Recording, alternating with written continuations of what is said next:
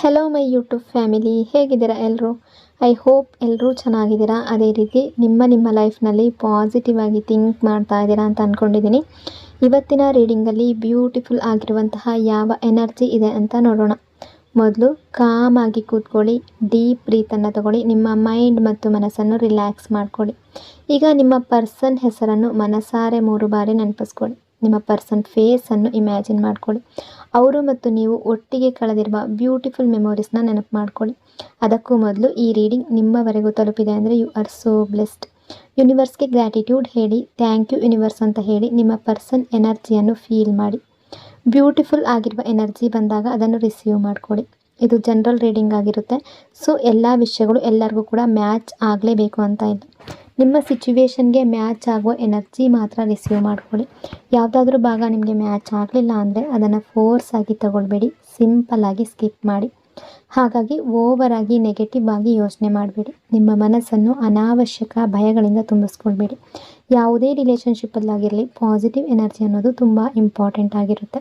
ರೀಡಿಂಗನ್ನು ನೋಡಬೇಕಾದ್ರೆ ವಿಡಿಯೋನ ಲೈಕ್ ಮಾಡ್ಕೊಳ್ಳಿ, ಅದೇ ರೀತಿ ಚಾನಲ್ನ ಸಬ್ಸ್ಕ್ರೈಬ್ ಮಾಡಿಕೊಂಡು ಕನೆಕ್ಟ್ ಆಗಿ. ಮೊದಲಿಗೆ ಯಾವ ಎನರ್ಜಿ ಇದೆ ಅಂತ ನೋಡೋದಾದರೆ, ಈ ವ್ಯಕ್ತಿ ತುಂಬ ಲೋನ್ಲಿನೆಸ್ ಫೀಲ್ ಮಾಡ್ತಾ ಇರ್ಬೋದು. ಈ ವ್ಯಕ್ತಿ ತುಂಬ ಪೇಯ್ನಲ್ಲಿ ಇರ್ಬೋದು. ಯಾಕಿಷ್ಟು ಪೇಯ್ನ್? ಯಾಕೆ ಅಂದರೆ ಅವರ ಪಾಸ್ಟ್ನಲ್ಲಿ ಯಾವುದೋ ಒಂದು ಸಂದರ್ಭದಿಂದ ಯಾವುದೋ ಒಂದು ಸಿಚುವೇಶನ್ಗೆ ಒಳಗಾಗಿ ಇವರು ನಿಮ್ಮಿಂದ ದೂರ ಆಗುವಂತಹ ಡಿಸಿಷನನ್ನು ತಗೊಂಡಿರ್ಬೋದು. Realisation and regret energy. ನೀವು ಪ್ರಾಬ್ಲಮ್ ಅಲ್ಲ, ಅವರೇ ಪ್ರಾಬ್ಲಮ್ ಅನ್ನೋದು ಈ ವ್ಯಕ್ತಿಗೆ ಫೈನಲಿ ರಿಯಲೈಸ್ ಆಗ್ತಾ ಇದೆ. ನೀವೆಲ್ಲಿಯೂ ಪ್ರಾಬ್ಲಮ್ ಆಗಿರಲಿಲ್ಲ, ಈ ರಿಲೇಷನ್ಶಿಪ್ಪಲ್ಲಿ ಅವರೇ ಪ್ರಾಬ್ಲಮ್ ಆಗಿದ್ರು. ಈ ವಿಷಯ ಈ ಪರ್ಸನ್ಗೆ ಅರ್ಥ ಆಗ್ತಾ ಇದೆ. ಇವತ್ತು ಒಳಗಿನಿಂದ ತುಂಬ ಅಪ್ಸೆಟ್ ಮತ್ತು ಸ್ಯಾಡ್ ಫೀಲ್ ಮಾಡ್ತಾ ಇದ್ದಾರೆ. ಆದರೆ ಹೊರಗಿನಿಂದ ಅವರ ರುಟೀನನ್ನು ಕಂಟಿನ್ಯೂ ಮಾಡ್ತಾ ಇದ್ದಾರೆ. ಹೊರಗಿನಿಂದ ಅವರ ನಾರ್ಮಲ್ ಲೈಫನ್ನು ಲೀಡ್ ಮಾಡ್ತಾ ಇದ್ದಾರೆ. ಆದರೆ ಒಳಗಿನಿಂದ ತುಂಬ ಸೆನ್ಸಿಟಿವ್ ಮತ್ತು ಅಪ್ಸೆಟ್ ಫೀಲ್ ಮಾಡ್ತಾ ಇದ್ದಾರೆ ಪ್ರೆಸೆಂಟ್ ಎನರ್ಜಿಯಲ್ಲಿ. Past missing and emotional withdrawal energy. Past ಬಗ್ಗೆ ತುಂಬ ಥಿಂಕ್ ಮಾಡ್ತಾ ಇದ್ದಾರೆ. ನಿಮ್ಮ ಜೊತೆ ಕಳೆದ ಪಾಸ್ಟನ್ನು ತುಂಬ ಮಿಸ್ ಮಾಡ್ತಾ ಇದ್ದಾರೆ. ನಿಮ್ಮ ಜೊತೆ ಕಳೆದ ಗುಡ್ ಮೂಮೆಂಟ್ಸನ್ನು ನೆನಪಿಸ್ಕೊಳ್ತಾ ಇದ್ದಾರೆ. ಪಾಸ್ಟನ್ನು ತುಂಬ ಮಿಸ್ ಮಾಡ್ತಾ ಇದ್ದಾರೆ. ಆದರೆ ಅವರ ಒಳಗಡೆ ಎಲ್ಲೋ ಒಂದು ಹೋಪ್ಲೆಸ್ನೆಸ್ ಕೂಡ ಕಾಣಿಸ್ತಾ ಇದೆ. ಎಲ್ಲವೂ ಮೊದಲಿನಂತೆ ಆಗಲು ಸಾಧ್ಯ ಇಲ್ಲ ಅನ್ನೋ ಫೀಲಿಂಗ್ ಅವರಿಗಿದೆ. ಯಾಕೆ ಹೀಗೆ ಥಿಂಕ್ ಮಾಡ್ತಾ ಇದ್ದಾರೆ? ಆದರೆ ಕರೆಂಟ್ ಸಿಚುವೇಶನಲ್ಲಿ ತುಂಬ ಹೋಪ್ಲೆಸ್ ಆಗಿದ್ದಾರೆ. ಏನೂ ಮೊದಲಿನ ರೀತಿ ಆಗೋದಿಲ್ಲ, ಏನೂ ಸರಿಯಾಗೋದಿಲ್ಲ, ಥಿಂಗ್ಸ್ ಮೊದಲಿನ ಹಾಗೆ ಆಗೋದಕ್ಕೆ ಸಾಧ್ಯ ಇಲ್ಲ ಅನ್ನೋ ರೀತಿ ನೆಗೆಟಿವ್ ಥಿಂಕಿಂಗ್ ಕೂಡ ಇದೆ. ನಿಮ್ಮ ಪೇಯ್ನ್ ಆ್ಯಂಡ್ ಸಫರಿಂಗ್ಗೆ ಅವರೇ ರೀಸನ್ ಅನ್ನೋ ಫೀಲಿಂಗ್ ಅವರಲ್ಲಿದೆ. ಅವ್ರು ನಿಮ್ಮನ್ನು ತುಂಬ ಹೈ ವೈಬ್ರೇಷನ್ ಎನರ್ಜಿಯಲ್ಲಿ ನೋಡ್ತಾ ಇದ್ದಾರೆ. ನಿಮ್ಮನ್ನು ತುಂಬ ಹೈಯರ್ ಎನರ್ಜಿಯಲ್ಲಿ ನೋಡ್ತಾ ಇದ್ದಾರೆ. ಸೊ ಈ ವ್ಯಕ್ತಿ ತುಂಬ ಲೋ ವೈಬ್ರೇಷನ್ ಎನರ್ಜಿಯಲ್ಲಿರ್ಬೋದು. ಆದರೆ ನೀವು ಅವರಿಗಿಂತ ತುಂಬ ಹೈ ವೈಬ್ರೇಷನ್ ಎನರ್ಜಿಯಲ್ಲಿ ಇದ್ದೀರಾ ಅಂತ ಅವ್ರಿಗೆ ಕಾಣಿಸ್ತಾ ಇದೆ. ನಿಮ್ಮನ್ನು ನೋಡಿ ನಿಮ್ಮ ಬ್ಯೂಟಿಗೆ ತುಂಬ ಸ್ಟ್ರಾಂಗ್ ಅಟ್ರ್ಯಾಕ್ಷನ್ ಆಗ್ತಾ ಇದ್ದಾರೆ. ನಿಮ್ಮ ಇನ್ನರ್ ಸೆಲ್ಫ್ ಜೊತೆ ಅವರು ತುಂಬ ಕನೆಕ್ಟೆಡ್ ಫೀಲ್ ಮಾಡ್ತಾ ಇದ್ದಾರೆ. ನಿಮ್ಮ ನೇಚರ್ ಹೇಗಿದೆ ಅನ್ನೋದನ್ನು ಅವ್ರಿಗೆ ಗೊತ್ತಿದೆ. ನಾನು ಇವ್ರ ಜೊತೆ ಕನೆಕ್ಟ್ ಆದರೆ ಯಾವಾಗಲೂ ಹ್ಯಾಪಿ ಆಗಿರ್ತೀನಿ ಅಂತ ಅವರು ಫೀಲ್ ಮಾಡ್ತಾ ಇದ್ದಾರೆ. Mutual love and attraction energy. ಇಲ್ಲಿ ಮ್ಯೂಚುವಲ್ ಲವ್ ಕಾಣಿಸ್ತಾ ಇದೆ. ನೀವು ಈ ವ್ಯಕ್ತಿಯನ್ನು ಎಷ್ಟು ಲೈಕ್ ಮಾಡ್ತೀರೋ, ಎಷ್ಟು ಲವ್ ಮಾಡ್ತೀರೋ ಅಷ್ಟೇ ಲವ್ ಆ ಪರ್ಸನ್ ಕೂಡ ನಿಮ್ಮನ್ನು ಮಾಡ್ತಾರೆ. ಇದು ಮ್ಯೂಚುವಲ್ ಲವ್. ಈ ವ್ಯಕ್ತಿಯ ಒಳಗೆ ಮನಸ್ಸಿನಲ್ಲಿ ತುಂಬ ವೀಕ್ನೆಸ್ ಇದೆ, ಅಥವಾ ನಿಮ್ಮ ಕಡೆ ಆ್ಯಕ್ಷನ್ ತಗೊಳ್ಳುವಷ್ಟು ಕರೇಜ್ ಅನ್ನೋದು ಅವರಲ್ಲಿಲ್ಲ. ಅವರು ತಾವು ತುಂಬ ರೆಸ್ಟ್ರಿಕ್ಟೆಡ್ ಅಂತ ಫೀಲ್ ಮಾಡ್ತಾ ಇದ್ದಾರೆ. ಅವರು ಬಯಸಿದ ರೀತಿ ಮುಂದುವರಿಯೋದಕ್ಕೆ ಆಗ್ತಾ ಇಲ್ಲ. ಸಿಚುವೇಶನನ್ನು ಕಂಟ್ರೋಲ್ ಮಾಡಬೇಕು ಅಂದರೂ ಕಂಟ್ರೋಲ್ ಮಾಡೋದಕ್ಕೆ ಆಗ್ತಾ ಇಲ್ಲ ಅನ್ನೋ ಫೀಲಿಂಗ್ ಅವರಲ್ಲಿದೆ. Restriction and responsibility energy. ಇದನ್ನು ಈ ವ್ಯಕ್ತಿಯ ಸಿಚುವೇಶನಲ್ಲಿ ನೋಡಿದಾಗ ಅವರ ಫ್ಯಾಮಿಲಿ ಈ ಕನೆಕ್ಷನನ್ನು ಅಕ್ಸೆಪ್ಟ್ ಮಾಡದೇ ಇದ್ದರೆ, ನಿಮ್ಮ ಜೊತೆ ಎಷ್ಟು ಲವ್ ಮತ್ತು ಕೇರ್ ಇದೆ ಅಂತ ಫ್ಯಾಮಿಲಿಗೆ ಹೇಳಿ ಅವರನ್ನು ಕನ್ವಿನ್ಸ್ ಮಾಡುವಷ್ಟು ಕರೇಜ್ ಅವರಲ್ಲಿ ಇಲ್ಲ. ಸೊ ಹಾಗಾಗಿ ಕೂಡ ಈ ರಿಲೇಷನ್ಶಿಪ್ಪಿಂದ ದೂರ ಆಗಿರ್ಬೋದು. ಅವರಿಗೆ ತುಂಬ ಹೆಲ್ಪ್ಲೆಸ್ ಫೀಲ್ ಆಗ್ತಾ ಇದೆ. ಅವರು ಬಯಸಿದ ರೀತಿ ಯಾವುದೂ ನಡೀತಾ ಇಲ್ಲ. ನೀವು ಮಾತ್ರ ಅವರನ್ನು ಎಂಜಾಯ್ ಮಾಡ್ತಾ ಇರುವ ರೀತಿ, ಹ್ಯಾಪಿ ಆಗಿರುವ ರೀತಿ ನೋಡ್ತಾ ಇದ್ದೀರಾ. ನಿಮ್ಮ ಕಡೆಯಿಂದ ಒಂದು ಡಿಸ್ಕನೆಕ್ಷನ್ ಕೂಡ ಅವರಿಗೆ ಫೀಲ್ ಆಗ್ತಾ ಇದೆ. ನೀವು ಕೂಡ ಅವರಿಂದ ಡಿಸ್ಕನೆಕ್ಟ್ ಆಗೋದಕ್ಕೆ ಶುರು ಮಾಡಿದ್ದೀರಾ ಅಂತ ಅವ್ರಿಗೆ ಅನ್ನಿಸ್ತಾ ಇದೆ. ಅದೇ ವಿಷಯ ಅವರಿಗೆ ಇನ್ನಷ್ಟು ಡಿಸಪಾಯಿಂಟ್ಮೆಂಟ್ ಕೊಡ್ತಾ ಇದೆ. ಆದರೆ ಈ ಪರ್ಸನ್ ನಿಮ್ಮನ್ನು ತುಂಬ ಲವ್ ಮಾಡ್ತಾರೆ. ಇದು ಬೋತ್ ಸೈಡ್ಸ್ನಿಂದ ಮ್ಯೂಚುವಲ್ ಲವ್. ನಾನು ಮಾತ್ರ ಅವರನ್ನು ತುಂಬ ಲವ್ ಮಾಡ್ತಾ ಇದ್ದೀನಿ, ನಾನು ಮಾತ್ರ ಕನೆಕ್ಟೆಡ್ ಆಗಿದ್ದೀನಿ ಅಂತ ನೀವು ಥಿಂಕ್ ಮಾಡಬೇಡಿ. ಇದು ಮ್ಯೂಚುವಲ್ ಲವ್ ಎನರ್ಜಿ ಇದೆ. ನೀವು ಅವರನ್ನು ಎಷ್ಟು ಲೈಕ್ ಮಾಡ್ತೀರೋ ಅವರು ನಿಮ್ಮನ್ನು ಅಷ್ಟೇ ಲೈಕ್ ಮಾಡ್ತಾರೆ. ಆದರೆ ಅವರ ಕಡೆಯಿಂದ ಯಾವುದೇ ಆ್ಯಕ್ಷನ್ ಅನ್ನೋದು ನಿಮಗೆ ಕಾಣಿಸ್ತಾ ಇಲ್ಲ. ಈ ಪರ್ಸನ್ ಅವರ ಎಮೋಷನ್ಸನ್ನು ತುಂಬ ಸಪ್ರೆಸ್ ಮಾಡ್ತಾ ಇರುವ ವ್ಯಕ್ತಿಯಲ್ಲಿ ಒಬ್ಬರು. ಅವರ ಫೀಲಿಂಗ್ಸನ್ನು ಸಪ್ರೆಸ್ ಮಾಡ್ತಾರೆ. ಅವರ ಎಮೋಷನ್ಸ್ ಮತ್ತು ಫೀಲಿಂಗ್ಸನ್ನು ಹೊರಗಡೆ ಶೋ ಮಾಡ್ತಾ ಇಲ್ಲ. ಅವರ ಮೇಲೆ ತುಂಬ ರೆಸ್ಪಾನ್ಸಿಬಿಲಿಟೀಸ್ ಇದೆ ಅನ್ನೋದು ಅವ್ರಿಗೆ ಗೊತ್ತಿದೆ. ಬಹುಶಃ ಅವರು ಅವರ ಫ್ಯಾಮಿಲಿಯಲ್ಲಿ ತುಂಬ ರೆಸ್ಪಾನ್ಸಿಬಿಲಿಟಿಯನ್ನು ಹೊಂದಿರುವ ವ್ಯಕ್ತಿ ಆಗಿರ್ಬೋದು. ಅವರ ಮೈಂಡ್ ಮೇಲೆ ಅನ್ನೆಸೆಸರಿ ಬರ್ಡನ್ ತುಂಬ ತಗೊಂಡಿದ್ದಾರೆ, ಅಥವಾ ಕೆರಿಯರ್, ಜಾಬ್ ಇದರ ಬಗ್ಗೆ ತುಂಬ ರೆಸ್ಪಾನ್ಸಿಬಿಲಿಟಿ ಇರ್ಬೋದು. ಸೊ ಅನ್ನೆಸೆಸರಿ ಬರ್ಡನನ್ನು ಅವರ ಮೈಂಡ್ ಮೇಲೆ ತಗೊಂಡಿರುವಂತಹ ಎನರ್ಜಿ ಇದೆ. ಅದನ್ನು ರಿಲೀಸ್ ಮಾಡೋದಕ್ಕೆ ಆಗ್ತಾ ಇಲ್ಲ. ಅವರು ಅವರನ್ನೇ ತುಂಬ ರೆಸ್ಟ್ರಿಕ್ಟೆಡ್ ಫೀಲ್ ಮಾಡ್ತಾ ಇದ್ದಾರೆ. ಅದಕ್ಕೆ ನಿಮ್ಮ ಕಡೆ ಯಾವುದೇ ಆ್ಯಕ್ಷನ್ ಕಾಣಿಸ್ತಾ ಇಲ್ಲ. Communication and explanation energy. ಅವರು ಅವರ ಸೈಡ್ ಆಫ್ ದ ಸ್ಟೋರಿ ನಿಮಗೆ ಎಕ್ಸ್ಪ್ಲೈನ್ ಮಾಡಬೇಕು ಅಂತ ಬಯಸ್ತಾ ಇದ್ದಾರೆ. ನೀವು ಎಷ್ಟು ಪೇನ್ ಫೇಸ್ ಮಾಡಿದ್ದೀರಿ, ಎಷ್ಟು ಸಫರಿಂಗ್ ಮತ್ತು ಸ್ಯಾಡ್ನೆಸ್ ಫೇಸ್ ಮಾಡಿದ್ದೀರಿ ಅನ್ನೋದು ನಿಮಗೆ ಗೊತ್ತಿದೆ. ಈ ಪರ್ಸನ್ ಎಲ್ಲೋ ಒಂದು ಕಡೆ ಅವರ ಸೈಡ್ ಆಫ್ ಸ್ಟೋರಿ ನಿಮಗೆ ಎಕ್ಸ್ಪ್ಲೈನ್ ಮಾಡಬೇಕು ಅಂತ ಬಯಸ್ತಾ ಇದ್ದಾರೆ. ಅವರು ನಿಮಗೆ ಅಪ್ರೋಚ್ ಮಾಡೋದಕ್ಕೆ ತುಂಬ ಸ್ಟ್ರಗಲ್ ಫೀಲ್ ಮಾಡ್ತಾ ಇದ್ದಾರೆ. ನಿಮ್ಮ ಜೊತೆ ಕನೆಕ್ಟ್ ಆಗೋದೇ ಅವರಿಗೆ ತುಂಬ ಡಿಫಿಕಲ್ಟ್ ಆಗಿದೆ. ನಿಮ್ಮನ್ನು ಅಪ್ರೋಚ್ ಮಾಡೋದು ಅವರಿಗೆ ಲಿಟ್ರಲಿ ವೆರಿ ವೆರಿ ಡಿಫಿಕಲ್ಟ್ ಅಂತ ಅನ್ನಿಸ್ತಾ ಇದೆ. ಅವರ ಲೈಫ್ನಲ್ಲಿ ಈಗ ತುಂಬ ಪ್ರಾಬ್ಲಮ್ಸ್ ನಡೀತಾ ಇರ್ಬೋದು. ಆ ಪ್ರಾಬ್ಲಮ್ಸ್ ಅವರ ಅಟೆನ್ಷನನ್ನು ಡಿಮ್ಯಾಂಡ್ ಮಾಡ್ತಾ ಇರ್ಬೋದು. ನಿಮ್ಮಿಂದ ದೂರ ಹೋಗಿದ್ದು ಅವರ ಲೈಫ್ನ ಬಿಗ್ಗೆಸ್ಟ್ ಮಿಸ್ಟೇಕ್ ಅಂತ ಅವ್ರಿಗೆ ಅನ್ನಿಸ್ತಾ ಇದೆ. ನಾನು ಯಾಕೆ ಹೀಗೆ ಮಾಡಿದೆ, ನನ್ನ ಮೈಂಡ್ ಮಾತನ್ನು ಯಾಕೆ ಕೇಳಲಿಲ್ಲ, ನನ್ನ ಗಟ್ ಫೀಲಿಂಗ್ಸನ್ನು ಯಾಕೆ ಕೇಳಲಿಲ್ಲ, ಅವರನ್ನು ಯಾಕೆ ತಪ್ಪಾಗಿ ಅರ್ಥ ಮಾಡಿಕೊಂಡೆ ಅಂತ ಅವರು ಯೋಚನೆ ಮಾಡ್ತಾ ಇದ್ದಾರೆ. ಕೆಲವರ ರಿಲೇಷನ್ಶಿಪ್ಪಲ್ಲಿ ಮಿಸ್ಅಂಡರ್ಸ್ಟ್ಯಾಂಡಿಂಗ್ ಕೂಡ ಇರ್ಬೋದು. ಅಂದರೆ ಈ ವ್ಯಕ್ತಿ ನಿಮ್ಮ ಯಾವುದೋ ಮಾತನ್ನು ಮಿಸ್ಅಂಡರ್ಸ್ಟ್ಯಾಂಡ್ ಮಾಡ್ಕೊಂಡಿರ್ಬೋದು, ಅಥವಾ ಅವರ ಬಗ್ಗೆ ನಿಮ್ಮೊಳಗೆ ಯಾವುದೋ ಮಿಸ್ಅಂಡರ್ಸ್ಟ್ಯಾಂಡಿಂಗ್ ಬಂದಿರ್ಬೋದು. ಅದನ್ನು ಅವರು ಕ್ಲಾರಿಫೈ ಮಾಡೋದಕ್ಕೆ ಬಯಸ್ತಾ ಇದ್ದಾರೆ. ಅಂತಹ ಮಿಸ್ಅಂಡರ್ಸ್ಟ್ಯಾಂಡಿಂಗ್ ಈಗ ನಿಮ್ಮ ಪಾರ್ಟ್ನರ್ಗೆ ಕ್ಲಾರಿಫೈ ಸಿಕ್ಕಿದೆ. ಆ ಕ್ಲಾರಿಫೈಯನ್ನು ನಿಮಗೆ ಕೊಡಬೇಕು ಅಂತ ಬಯಸ್ತಾ ಇದ್ದಾರೆ. ನಿಮಗೆ ಕ್ಲಾರಿಫೈ ಕೊಡೋದಕ್ಕೆ ರೆಡಿ ಆಗ್ತಾ ಇದ್ದಾರೆ. ನಿಮ್ಮನ್ನು ಅವರ ಮನಸ್ಸಿನಲ್ಲಿರುವ ಫೀಲಿಂಗ್ಸನ್ನು ಹೇಳ್ಕೊಳ್ಳೋದಕ್ಕೆ ರೆಡಿ ಆಗ್ತಾ ಇದ್ದಾರೆ. ಆದರೆ ವೇ ಯಾವುದು ಸಿಗ್ತಾ ಇಲ್ಲ. ನಿಮ್ಮ ಜೊತೆ ಮಾತಾಡೋದಕ್ಕೆ, ಅವರ ಎಮೋಷನ್ಸನ್ನು ಹೇಳ್ಕೊಳ್ಳೋದಕ್ಕೆ ರೆಡಿ ಇದ್ದಾರೆ. ಆದರೆ ಯಾವುದೇ ವೇ ಸಿಗ್ತಾ ಇಲ್ಲ. Confusion and instability energy. ಈ ಪರ್ಸನ್ ತುಂಬ ಈಸಿಲಿ ಡಿಸ್ಟ್ರ್ಯಾಕ್ಟೆಡ್ ಆಗುವ ವ್ಯಕ್ತಿ ಆಗಿರ್ಬೋದು. ಒಂದು ವಿಷಯದ ಮೇಲೆ ಲಾಂಗ್ ಟೈಮ್ ಫೋಕಸ್ ಇರಿಸ್ಕೊಳ್ಳೋದಕ್ಕೆ ಕಷ್ಟ ಆಗ್ಬೋದು ಇವ್ರಿಗೆ. ಅವರ ಲೈಫ್ನಲ್ಲಿ ಸ್ಟೆಬಿಲಿಟಿ ಕೂಡ ಕಡಿಮೆ ಇರ್ಬೋದು. ಇದು ವರ್ಕ್ ಬಗ್ಗೆ ಅಲ್ಲ, ಅವರ ಮೈಂಡ್ನಲ್ಲಿ ಸ್ಟೆಬಿಲಿಟಿ ಕಡಿಮೆ ಇರ್ಬೋದು. ಫೋಕಸ್ ಆಗಿ ಇರೋದಕ್ಕೆ ಆಗೋದಿಲ್ಲ. ಅಟೆನ್ಷನ್ ಸ್ಪ್ಯಾನ್ ಸ್ವಲ್ಪ ಕಡಿಮೆ ಇರ್ಬೋದು. ಈ ಟೈಮ್ನಲ್ಲಿ ಅವರು ಅವರ ವರ್ಕ್ನಲ್ಲಿದ್ದರೂ ವರ್ಕ್ ಮೇಲೆ ಅಷ್ಟು ಫೋಕಸ್ ಇಲ್ಲ. ಕೆರಿಯರ್, ಜಾಬ್ ಮತ್ತು ಗೋಲ್ಸ್ ಕಡೆಗೆ ಪ್ರಾಪರ್ಲಿ ಮೂವ್ ಆಗೋದಕ್ಕೆ ಆಗ್ತಾ ಇಲ್ಲ. ಅವರ ಮೈಂಡ್ ಯಾವಾಗಲೂ ಡಿಸ್ಟ್ರ್ಯಾಕ್ಟೆಡ್ ಆಗಿರೋದ್ರಿಂದ ಇದಾಗ್ತಾ ಇದೆ. ನಿಮ್ಮ ಥಾಟ್ಸ್ನಿಂದ, ನಿಮ್ಮ ಕಾರಣದಿಂದ ಅವರ ಮೈಂಡ್ ಡಿಸ್ಟ್ರ್ಯಾಕ್ಟ್ ಆಗ್ತಾ ಇದೆ. ಈ ಥಿಂಗ್ ಕಂಟಿನ್ಯೂಸ್ ಆಗಿ ನಡೀತಾ ಇದೆ. ಸೊ ಇಲ್ಲಿ ಕಾನ್ಷಿಯಸ್ನೆಸ್ ಎನರ್ಜಿ ಹೇಳ್ತಾ ಇರೋದು ಏನು ಅಂದರೆ, ಈ ವ್ಯಕ್ತಿ ಮಾಡಿದ ಯಾವುದೋ ಒಂದು ಥಿಂಗ್, ಅವರು ಯಾವುದೋ ಒಂದು ಸಿಚುವೇಶನ್ಗೆ ಒಳಗಾಗಿ ಆ ರೀತಿ ಮಾಡಿರ್ಬೋದು, ನಿಮ್ಮಿಂದ ದೂರ ಆಗಿರ್ಬೋದು. ಹಾಗಾಗಿ ಅವರು ನಿಮ್ಮ ಜೊತೆ ರೂಡ್ಲಿ ಬಿಹೇವ್ ಮಾಡಿರ್ಬೋದು, ಅಥವಾ ಪ್ರಾಕ್ಟಿಕಲ್ ಆಗಿ ಸೆಲ್ಫಿಶ್ ರೀತಿಯಲ್ಲಿ ಬಿಹೇವ್ ಮಾಡಿರ್ಬೋದು. ನಿಮಗೆ ತುಂಬ ಹರ್ಟ್ ಆಗುವ ರೀತಿ ಏನಾದರೂ ಹೇಳಿರ್ಬೋದು. ಇಲ್ಲಿ ಮೇನ್ ಥಿಂಗ್ ಏನು ಅಂದರೆ, ಇವರ ನೆಗೆಟಿವ್ ಥಿಂಕಿಂಗ್ ಕೂಡ ಕಾರಣ ಆಗಿರ್ಬೋದು. ಓವರ್ ಥಿಂಕಿಂಗ್ ಕೂಡ ನಿಮ್ಮಿಬ್ಬರ ರಿಲೇಷನ್ಶಿಪ್ ದೂರ ಆಗೋದಕ್ಕೆ ಕಾರಣ ಆಗಿರ್ಬೋದು. ಅವರ ಪ್ರಾಬ್ಲಮ್ ಏನು ಅಂದರೆ, ಅವರ ಮನಸ್ಸಿನಲ್ಲಿರುವ ಫೀಲಿಂಗ್ಸನ್ನು ಅವರು ಶೋ ಮಾಡ್ಕೊಳ್ಳೋದಿಲ್ಲ. ಅವರು ಮನಸ್ಸಿನ ಒಳಗಿನಿಂದ ನಿಮ್ಮನ್ನು ತುಂಬ ಲೈಕ್ ಮಾಡ್ತಾರೆ, ಲವ್ ಮಾಡ್ತಾರೆ. ನೀವು ರಾಂಗ್ ಪರ್ಸನ್ ಅಲ್ಲ ಅನ್ನೋದು ಅವ್ರಿಗೆ ಗೊತ್ತು. ನೀವು ಎಷ್ಟು ಲಾಯಲ್ ಮತ್ತು ಹಾನೆಸ್ಟ್ ಪರ್ಸನ್ ಅನ್ನೋದು ಅವ್ರಿಗೆ ಗೊತ್ತು. ಆದರೆ ಅದನ್ನು ನಂಬದೆ ಬೇರೆ ಯಾರ ಮಾತನ್ನು, ಯಾವುದೋ ಒಂದು ಸಿಚುವೇಶನನ್ನು ನಂಬಿರ್ಬೋದು. ಸೊ ಹಾಗಾಗಿ ಈ ವ್ಯಕ್ತಿ ನಿಮಗೆ ಹರ್ಟ್ ಮಾಡಿರ್ಬೋದು. ಯಾವುದೋ ಒಂದು ಸಿಚುವೇಶನ್ನಿಂದ ನೀವಿಬ್ಬರು ಸಪ್ರೇಟ್ ಆಗಿರ್ಬೋದು, ಅಥವಾ ಫ್ಯಾಮಿಲಿಯಲ್ಲಿ ಈ ರಿಲೇಷನ್ಶಿಪ್ ಬಗ್ಗೆ ಇಷ್ಟ ಇಲ್ಲದೆ ಇರ್ಬೋದು. ಹಾಗಾಗಿ ಕೂಡ ಈ ರಿಲೇಷನ್ಶಿಪ್ ಅನ್ನೋದು ದೂರ ಆಗಿರ್ಬೋದು. Balance and emotional suppression energy. ನಿಮ್ಮ ಪಾರ್ಟ್ನರ್ ಇನ್ನೂ ಥಿಂಗ್ಸ್ನಲ್ಲಿ ಬ್ಯಾಲೆನ್ಸ್ ಕ್ರಿಯೇಟ್ ಮಾಡೋದಕ್ಕೆ ಆಗ್ತಾ ಇಲ್ಲ. ಈ ಪರ್ಸನ್ ಬ್ಯಾಲೆನ್ಸ್ ಕ್ರಿಯೇಟ್ ಮಾಡೋದಕ್ಕೆ ಸ್ಟ್ರಗಲ್ ಮಾಡ್ತಾ ಇದ್ದಾರೆ. ಅವರು ಏನೇ ಫೀಲ್ ಮಾಡಿದರೂ ಅದನ್ನು ಮುಖದಲ್ಲಿ ತೋರಿಸೋದಿಲ್ಲ. ಒಳಗಿನಿಂದ ತುಂಬ ಅಪ್ಸೆಟ್ ಮತ್ತು ಸ್ಯಾಡ್ ಫೀಲ್ ಮಾಡಿದ್ರು ಅದನ್ನು ಮುಖದ ಮೇಲೆ ತೋರಿಸೋದಿಲ್ಲ. ಒಳಗಿನಿಂದ ಸೆನ್ಸಿಟಿವ್, ಫ್ರಸ್ಟ್ರೇಟೆಡ್ ಮತ್ತು ಎಮೋಷ್ನಲಿ ತುಂಬ ಡೌನ್ ಫೀಲ್ ಆಗಿರ್ಬೋದು. ತುಂಬ ಎಮೋಷನ್ಸ್ ಒಂದೇ ಟೈಮ್ನಲ್ಲಿ ಫೀಲ್ ಮಾಡ್ತಾ ಇದ್ದಾರೆ. ಆದರೆ ಅದನ್ನು ಮುಖದ ಮೇಲೆ ತೋರಿಸ್ತಾ ಇಲ್ಲ. ನಾನೇನು ಫೀಲ್ ಮಾಡ್ತಾ ಇದ್ದೀನಿ ಅಂತ ಯಾರಿಗೂ ಹೇಳ್ತಾ ಇಲ್ಲ. ನೀವು ಅಪ್ಸೆಟ್ ಆದಾಗ ಯಾರಿಗಾದರೂ ಹೋಗಿ ನಾನು ಎಷ್ಟು ಅಪ್ಸೆಟ್ ಆಗಿದ್ದೀನಿ ಅಂತ ಹೇಳ್ಬೋದು. ಫ್ರೆಂಡ್ಗಳ ಹತ್ರ, ನಿಮಗೆ ತುಂಬ ಕ್ಲೋಸ್ ಆಗಿರೋ ಫ್ರೆಂಡ್ಸ್ ಹತ್ರ ಶೇರ್ ಮಾಡ್ಬೋದು, ನಿಮ್ಮ ಫೀಲಿಂಗ್ಸನ್ನು ಹೇಳ್ಕೊಳ್ಬೋದು. ಆದರೆ ನಿಮ್ಮ ಪಾರ್ಟ್ನರ್ ಸುತ್ತಮುತ್ತ ಅವರ ಫೀಲಿಂಗ್ಸ್ ಮತ್ತು ಎಮೋಷನ್ಸ್ ಶೇರ್ ಮಾಡೋದಕ್ಕೆ ಯಾರೂ ಇಲ್ಲದೆ ಇರ್ಬೋದು. ಅವರ ಬಿಗ್ಗೆಸ್ಟ್ ಪ್ರಾಬ್ಲಮ್ ಇದೆ, ಅವರು ಅವರ ಎಮೋಷನ್ಸನ್ನು ಅಕ್ನಾಲೆಡ್ಜ್ ಮಾಡಬೇಕು. Deep feelings and fast moving energy. ಅವರ ಡೀಪೆಸ್ಟ್ ಫೀಲಿಂಗ್ ಬಗ್ಗೆ ಹೇಳೋದಾದರೆ ತುಂಬ ಫಾಸ್ಟ್ ವೇನಲ್ಲಿ ನಿಮ್ಮ ಕಡೆ ಬರಬೇಕು ಅಂತ ಬಯಸ್ತಾ ಇದ್ದಾರೆ. ವೆರಿ ಫಾಸ್ಟ್ ಎನರ್ಜಿ, ತುಂಬ ಫಾಸ್ಟ್ ವೇನಲ್ಲಿ ನಿಮ್ಮ ಕಡೆ ಬರಬೇಕು, ನಿಮ್ಮ ಜೊತೆ ಮಾತಾಡಬೇಕು ಅಂತ ಬಯಸ್ತಾ ಇದ್ದಾರೆ. ನಿಮ್ಮನ್ನು ತುಂಬ ಮಿಸ್ ಮಾಡ್ತಾ ಇದ್ದಾರೆ, ನಿಮಗೆ ತುಂಬ ವಿಷಯಗಳನ್ನು ಹೇಳಬೇಕು ಅಂತ ಬಯಸ್ತಾ ಇದ್ದಾರೆ. ಆದರೆ ಪ್ರಾಬ್ಲಮ್ ಏನಂದರೆ ಅವ್ರು ಏನೂ ಮಾಡೋದಕ್ಕೆ ಸಾಧ್ಯ ಆಗ್ತಾ ಇಲ್ಲ, ಅವರಿಗೆ ಯಾವುದೇ ವೇ ಸಿಗ್ತಾ ಇಲ್ಲ.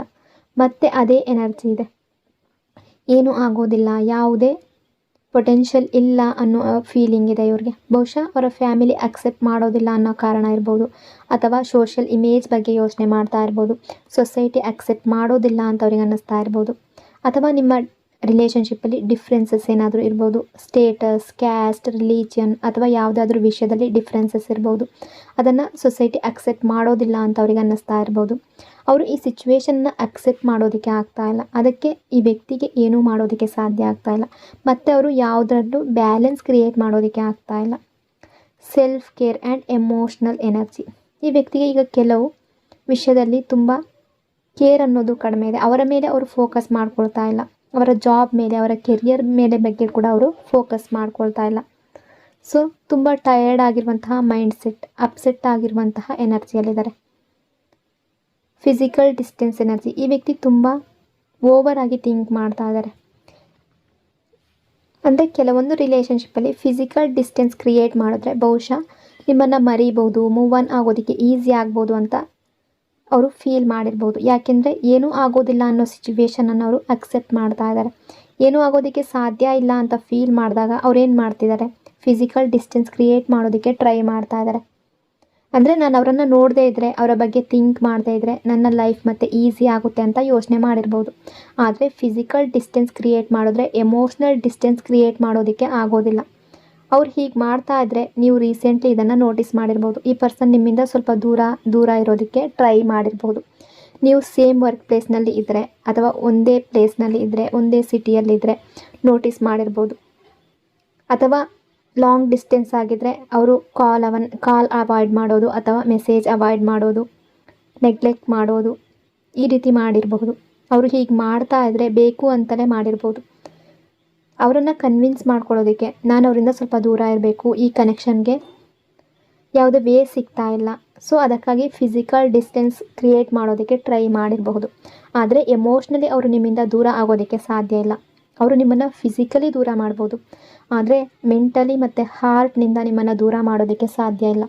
ಇದೇ ಅವರ biggest problem. Temporary no contact and divine timing energy. ಇದು ಪರ್ಮನೆಂಟ್ ನೋ ಕಾಂಟ್ಯಾಕ್ಟಾ ಅಥವಾ ಟೆಂಪ್ರವರಿನಾ ಅಂತ ನೋಡಿದಾಗ ಇದು ಟೆಂಪ್ರವರಿ.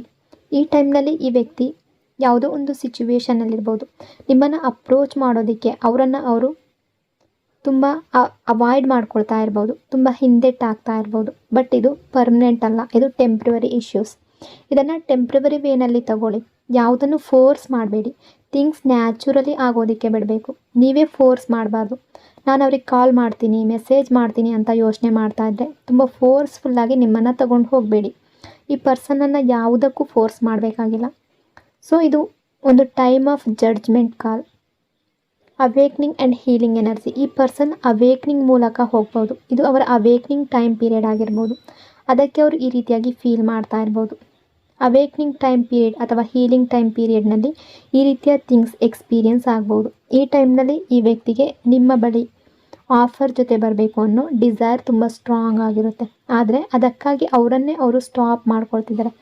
ನಿಮ್ಮನ್ನು ಕಾಂಟ್ಯಾಕ್ಟ್ ಮಾಡಬೇಕು ಅನ್ನೋ ಡಿಸೈರ್ ತುಂಬ ಇರುತ್ತೆ, ಆದರೆ ತಾವೇ ತಮ್ಮನ್ನು ಸ್ಟಾಪ್ ಮಾಡ್ಕೊಳ್ತಾ ಇದ್ದಾರೆ. ನಿಮಗಾಗಿ ಒಂದು ದೊಡ್ಡ ಮೆಸೇಜ್ ಟೈಪ್ ಮಾಡ್ಬೋದು, ಆದರೆ ಸೆಂಡ್ ಮಾಡುವ ಕರೇಜ್ ಇರದೇ ಇರ್ಬೋದು.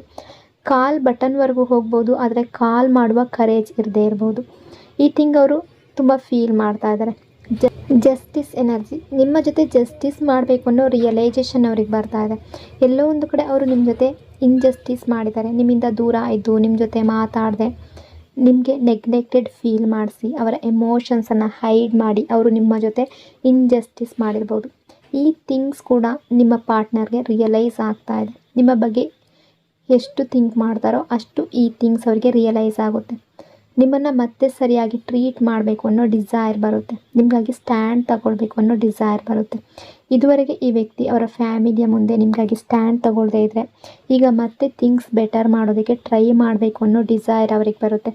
ನೆಗೆಟಿವ್ ಆಗಿ ಥಿಂಕ್ ಮಾಡೋದ್ರಿಂದ ಅವರಿಗೆ ಏನೂ ಸಿಗೋದಿಲ್ಲ ಅನ್ನೋದು ಅವರಿಗೆ ಅರ್ಥ ಆಗುತ್ತೆ. ಅವರವರ ಥಿಂಕಿಂಗನ್ನು ಆಪ್ಟಿಮಿಸ್ಟಿಕ್ ಮಾಡಬೇಕು. ಮುಂದೆ ಹೋಗಿ ಒಂದು ಸ್ಟ್ರಾಂಗ್ ಆ್ಯಕ್ಷನ್ ತಗೊಳ್ಬೇಕು. ಅವರೊಳಗೆ ಒಂದು ಸ್ಟ್ರೆಂತ್ ಜನ್ರೇಟ್ ಆಗ್ಬೋದು. ಯೂನಿವರ್ಸ್ ಮತ್ತು ಡಿವೈನ್ ಅವ್ರಿಗೆ ಕರೇಜ್ ಕೊಡ್ಬೋದು. ಅವರು ಈ ಕನೆಕ್ಷನಲ್ಲಿ ಮುಂದೆ ಹೋಗಿ ಕೆಲವು ಸ್ಟೆಪ್ಸ್ ತಗೊಳ್ಳೋದಕ್ಕೆ ಸಾಧ್ಯ ಆಗ್ಬೋದು.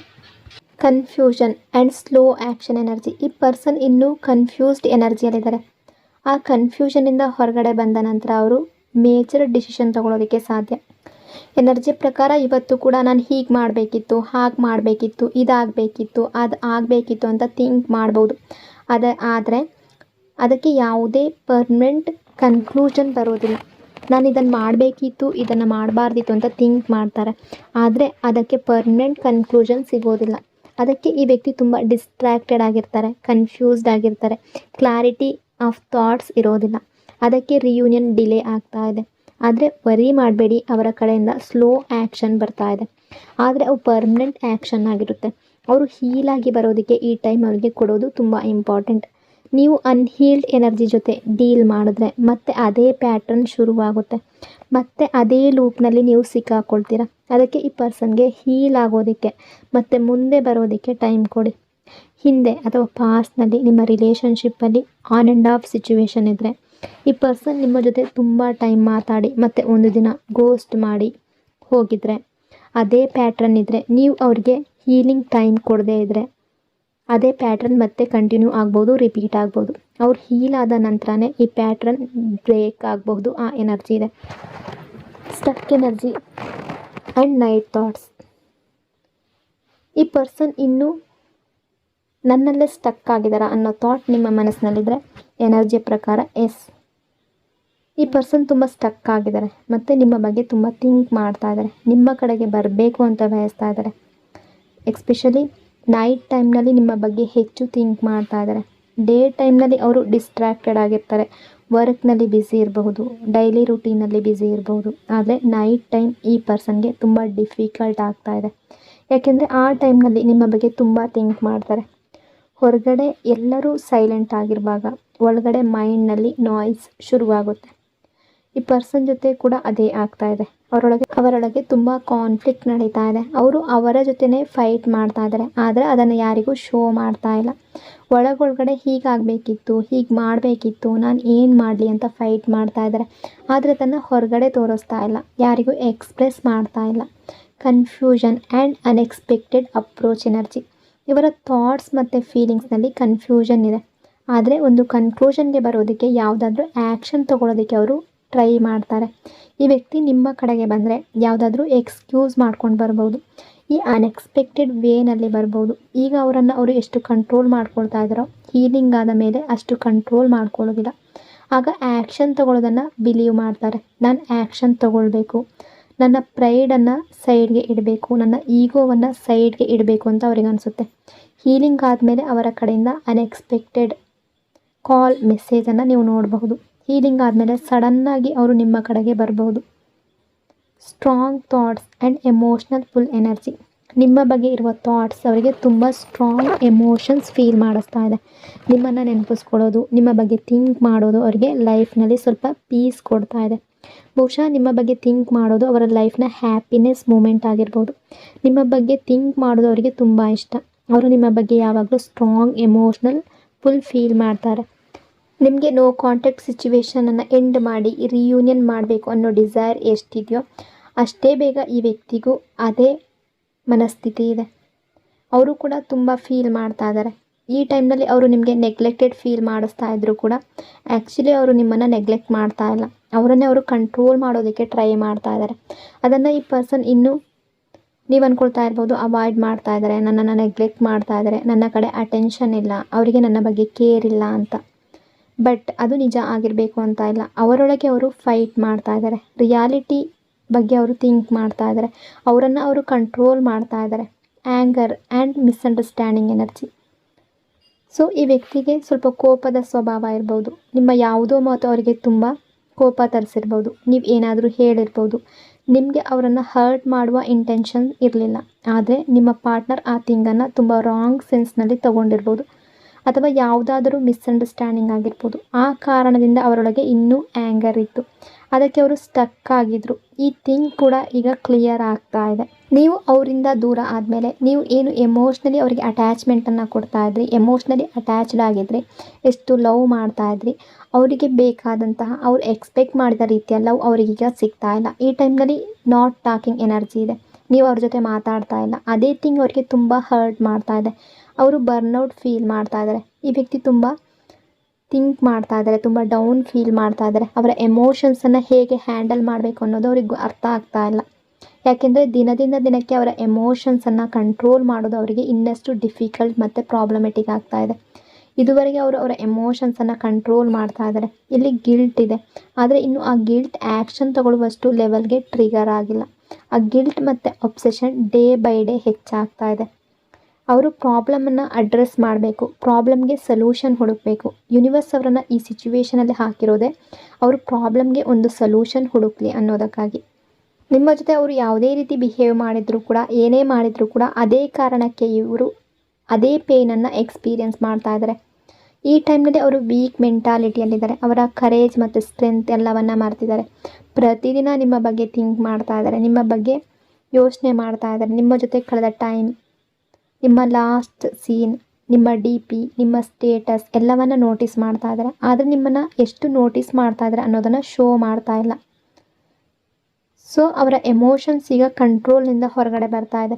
ಅದು ಸಿಟ್ಟಾಗಿರ್ಬೋದು, ಜಲಸಿ ಆಗಿರ್ಬೋದು, ಪ್ಯಾಷನ್ ಆಗಿರ್ಬೋದು, ಎವ್ರಿಥಿಂಗ್. Waiting energy. ಈ ವ್ಯಕ್ತಿ ಈ ರಿಲೇಷನ್ಶಿಪ್ ಮತ್ತೆ ಸರಿಯಾಗಬೇಕು ಅನ್ನೋ ರೀತಿ ಥಿಂಕ್ ಮಾಡ್ತಾ ಇದ್ದಾರೆ, ವೆಯ್ಟ್ ಮಾಡ್ತಾ ಇದ್ದಾರೆ. Deep connection and healing energy. ಅವರು ಇನ್ನೂ ನಿಮ್ಮಲ್ಲಿ ಸ್ಟಕ್ ಆಗಿದ್ದಾರೆ, ನಿಮ್ಮ ಬಗ್ಗೆ ಥಿಂಕ್ ಮಾಡ್ತಾ ಇದ್ದಾರೆ.